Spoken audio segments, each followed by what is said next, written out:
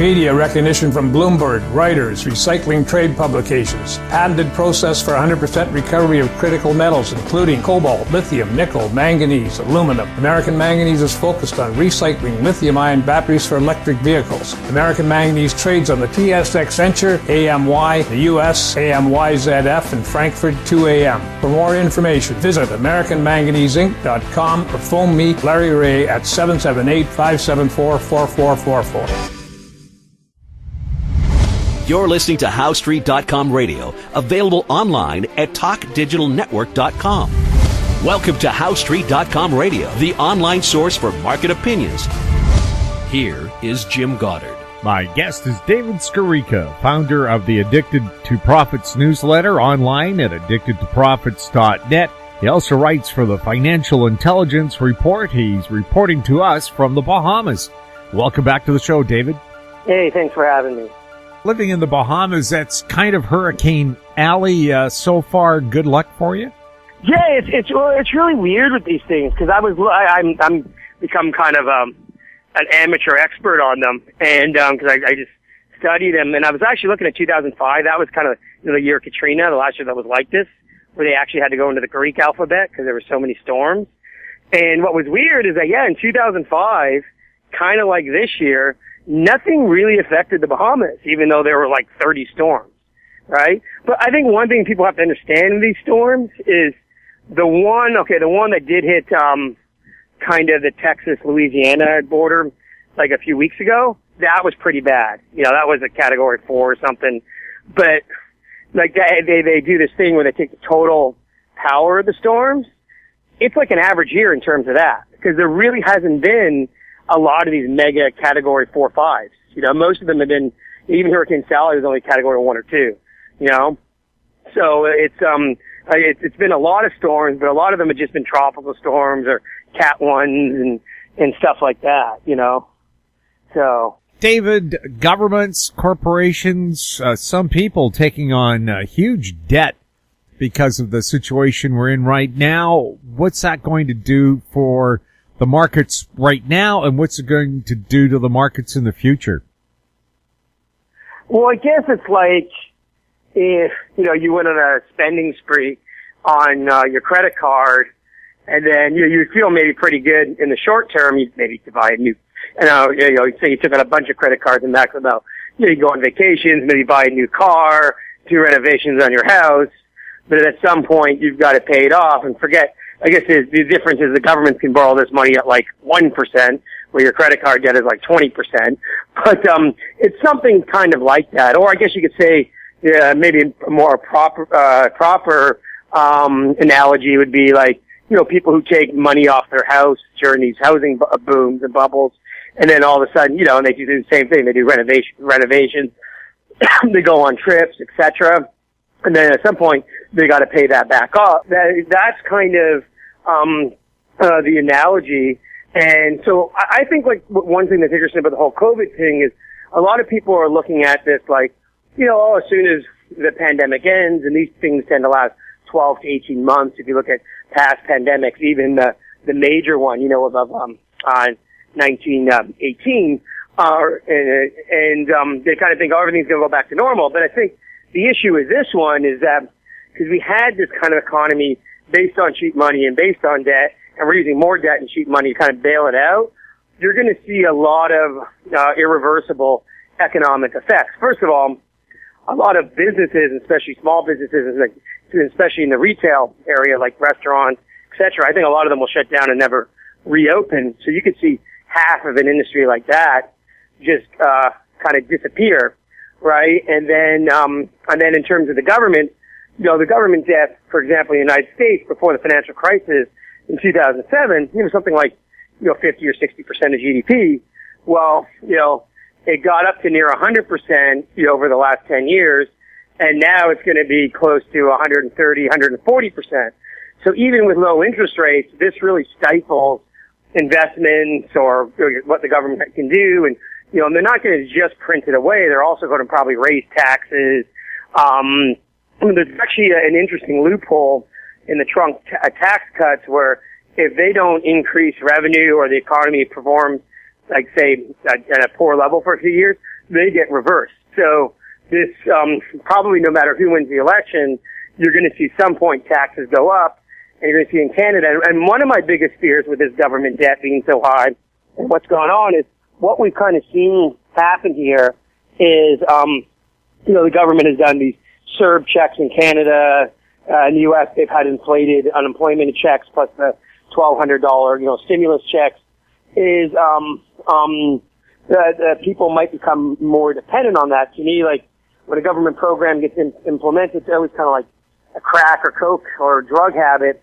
Then people just get addicted to it. Remember, income tax was originally introduced as a temporary measure to pay for World War I. And here we are over 100 years later, and not only we still have income tax, but they're a lot higher than they were 100 years ago. So I think that a lot of these measures, especially if a lot of this unemployment ends up being long-term and secular, you're going to see the government come to these things more longer-term, which piles up even more debt. And the problem with the debt is, again, I'm talking about, maxing out your house or credit card.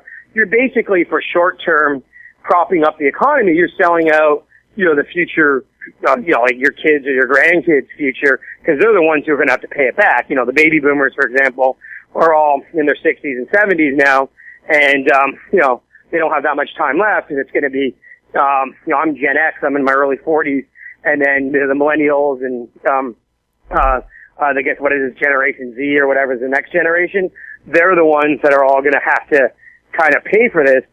And like I said, I don't really care if, the interest rates are low. It gets very difficult to run your economy. Like, for example, Japan has had near zero rates, but just because their debt is so high, it's 250% of GDP, it's been very difficult for Japan to grow their economy in the past 20 years because that debt kind of crushes and then the interest expense as a percentage of the total outlays by the Japanese government is really high just because the debt is so high even with low rates. So I just think that this is a big overhang and people are underestimating the kind of this debt weighing down individuals.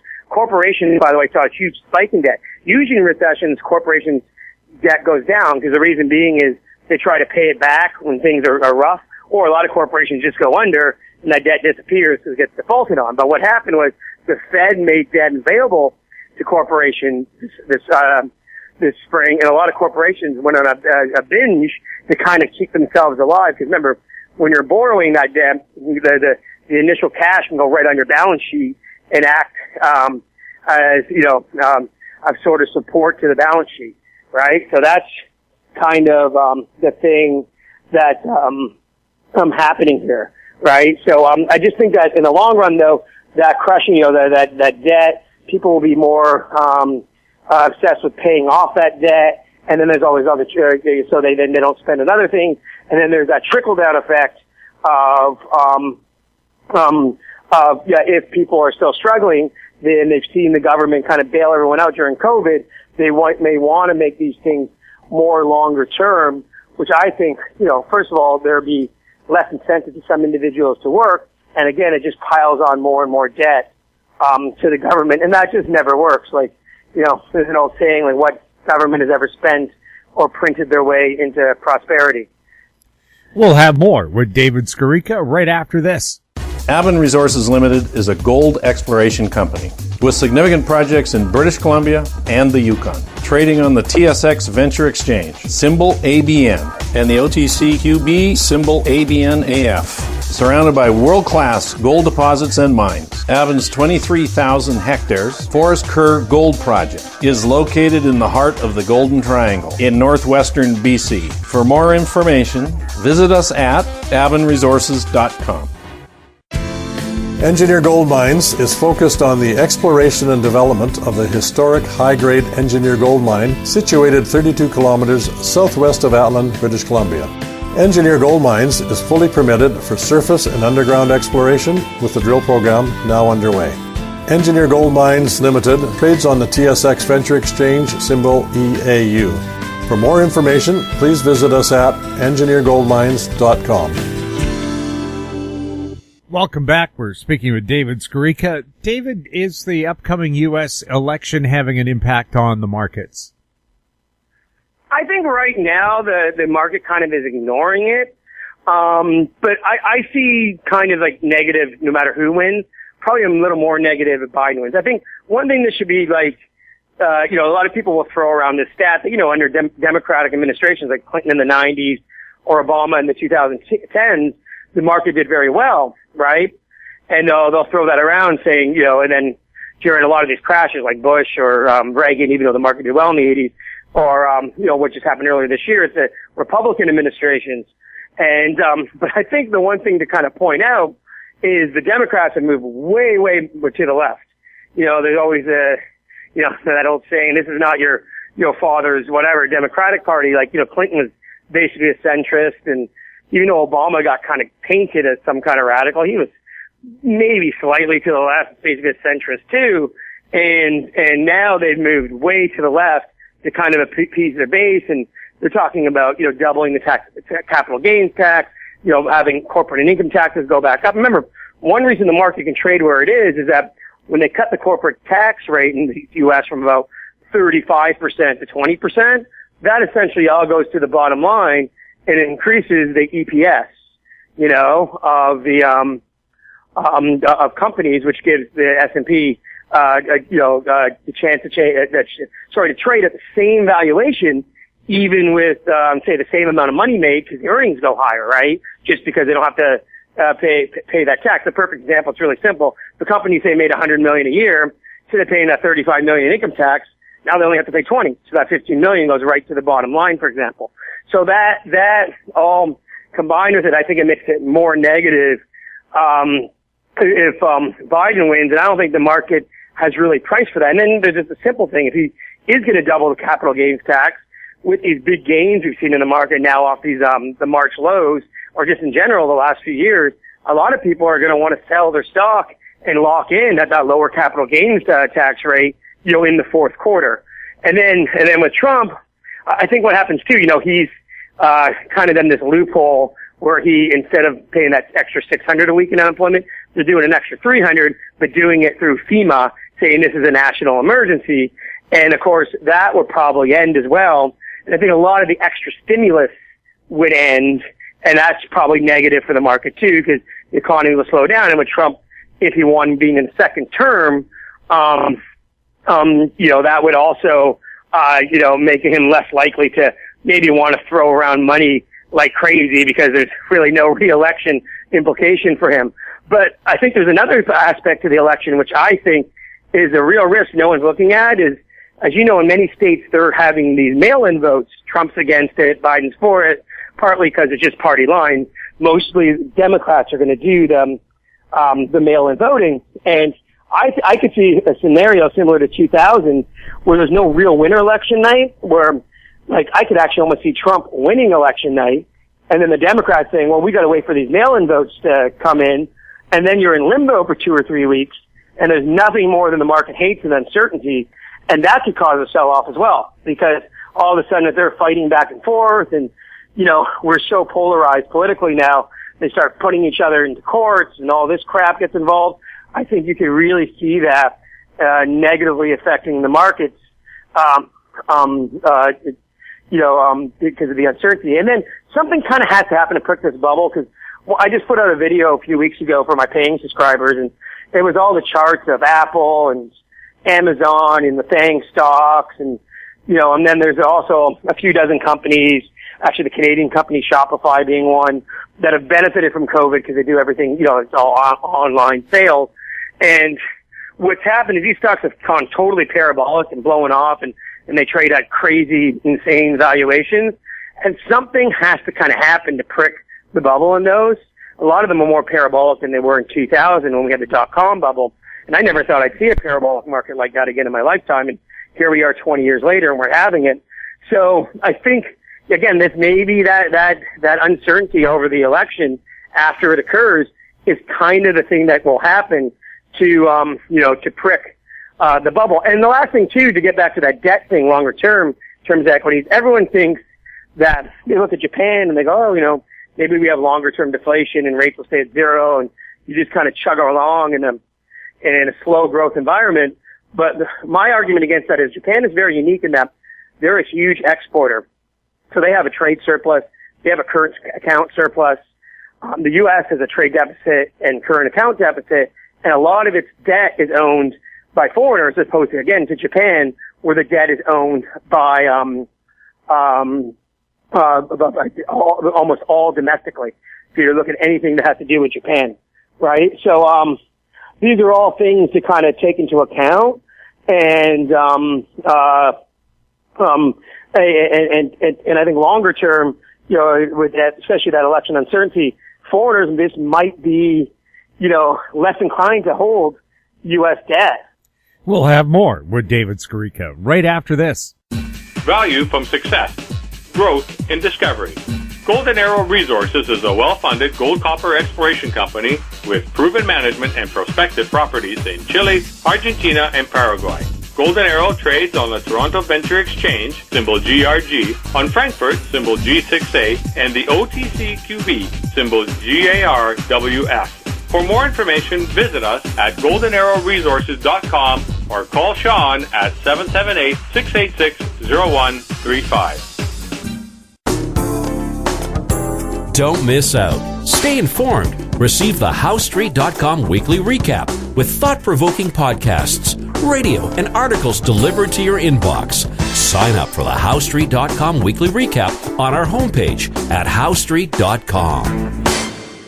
Welcome back. We're speaking with David Skarica. David, the COVID crisis has really hit the sporting world where they are playing. Fans aren't allowed in the stands for the most part. Now, sports is a multi-billion, perhaps trillion-dollar business. What has that meant for investors in the sporting world? Well, I think investors, not so much. Most of these sporting companies are private companies. You got a few companies like some of the soccer companies like Juventus and Man U. They actually are listed on exchanges, but, for the most part, these are private companies. And I think the thing that it's like sporting companies though are similar to restaurants and other entertainment service businesses. The margins are really small. We look at these athletes making, $10, $20, $30 million a year, and these owners being worth billions. We think that these are cash-rich companies. No, like the average NFL team, the salary cap is $200 million or something in the NFL. And so the average NFL team is making about $400 million in revenue, or maybe a little more than that, and $200 million goes to the players, and then the other $200 million, you have overhead expenses, you have, expenses of running the game, et cetera. So probably the average NFL team is making, 5% margin, very small. So if you don't have that cash flow coming in, and the NFL is probably in the best shape of most leagues because it has a huge TV contract, but even then, without that merchandise sales, that's 40% of revenues. So that really hurts these companies and of course kills their margins. So, and that goes everywhere. Like for example, in European soccer, every league outside of the Bundesliga and Premier League are really hurting in Europe because they're the two that have the big TV contracts. And even though the Spanish league and the Italian league are very popular, they don't have as big as TV contracts. So not being able to have fans in the stands is hurting them a lot more. So I think that until these fans come back, that's, as much as we all talk about technology and being able to stream games and, whatever, in the NFL you have your Sunday ticket. If you don't have that fan revenue, and then smaller scale, we saw this in the CFL, which is totally dependent on fan revenue, it basically can't operate this year. Once the Canadian government didn't give them any money. So when you don't have that fan revenue, it's really, really, it hinders these leagues and the whatnot. So, and also, and here's the interesting thing, maybe from kind of again talking about the government debt standpoint, as we know, there's a great book called, I think it's called Free Lunch. It was written years ago, but it was all about how these billionaires in the States kind of manipulate the system, to get those big, stadiums built and a lot of municipal and state tax payers' expenses. I think due to, the amount of debt that not only the federal government, but states and municipalities can take on, I wouldn't be surprised if the era of the taxpayer kind of subsidized stadium is over now. Because I don't think voters will go for it, especially when people are struggling. And these kind of, these ridiculous kind of overtopped stadiums we see, especially in the States, I got a feeling that their day may be done. And And actually, because nothing is infinite, right? And we're so used to these sports salaries and sports teams just continually making more money and player salaries going higher. I think we might have hit what I call quote unquote peak sports, where you're going to see the rate of the increase of those things really slow down. And then on top of it, that I think that would also, top of just the COVID thing is, I'm not going to get into my own views, but all the kind of the politicization of a lot of these athletes and what's going on in the States with BLM is turning off a lot of the fans. And there was a recent poll that said that 38% of people watching the NBA games thought it was too political. And I think that also kind of trickles down. And if you look at the ratings of these sports, they've done really poorly, especially when you consider that, again, there is COVID. People didn't have sports for months. People should have, a lot less to do, and the ratings are way down. So why is that the case? It's probably because a lot of people are turned off by the politics, and again, that will trickle down to revenues too. So if sports teams were a stock, I would short them. Thanks a lot for being on the show. Yeah, thanks for having me. My guest has been David Skarica, founder of the Addicted to Profits newsletter, online at addictedtoprofits.net. If you have any questions for David or any of our other guests, you can send them to info@howstreet.com. Our YouTube channel, Talk Digital Network. Find us on Twitter @HowStreet. We're also on Facebook. I'm Jim Goddard. Thank you for listening. Comments made on HowStreet.com radio are an expression of opinion only and should not be construed in any matter whatsoever as recommendations to buy or sell any financial instrument at any time. Available online at TalkDigitalNetwork.com. HowStreet.com radio is a production of HowStreet Media Incorporated.